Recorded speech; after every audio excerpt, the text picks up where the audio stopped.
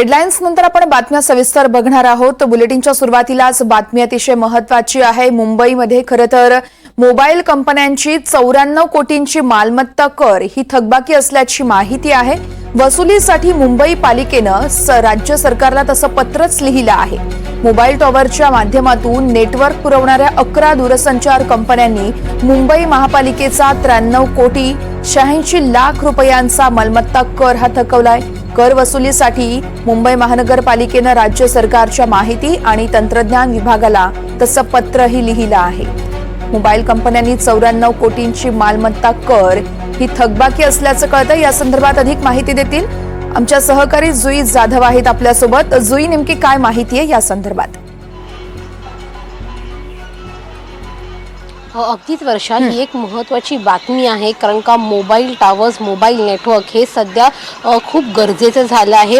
मात्र आता मुंबई महानगरपालिकेनेच राज्य सरकारला पत्र लिहिलं आहे की थकबाकी बाकी आहे, अजून जवळपास 94 कोटी इतकी थकबाकी शिल्लक आहे आणि ती वसूल करण्यासाठी आता राज्य सरकारला थेट पत्र लिहिण्यात आलं आहे।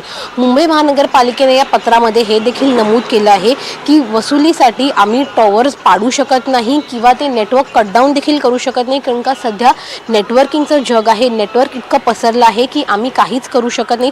अशामध्ये माहिती व तंत्रज्ञान विभागाने आमच्या वसुलीसाठी मदत करावी आणि जी वसुली आहे ती आमची 94 कोटीची ती करून द्यावी। अशा 11 दूरसंचार कंपन्या आहेत ज्यांची थकबाकी शिल्लक आहे।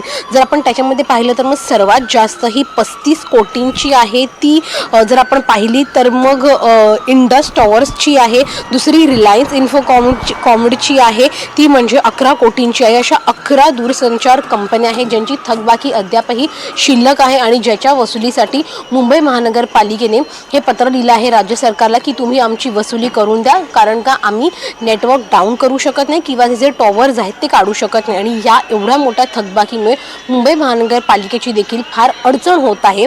त्यामुळे आता राज्य सरकार काही माहिती मागवून कुठली पावलं उचलत आहेत किंवा वसुलीसाठी, कर वसुलीसाठी नेमकी कुठली पुढची पावलं उचलत आहेत हे पाहणं महत्त्वाचं राहणार आहे। वर्षा, निश्चितच जुई, या संदर्भातले सगळे अपडेट घेऊ। तुर्तास धन्यवाद तुम्ही दिलेल्या माहितीसाठी।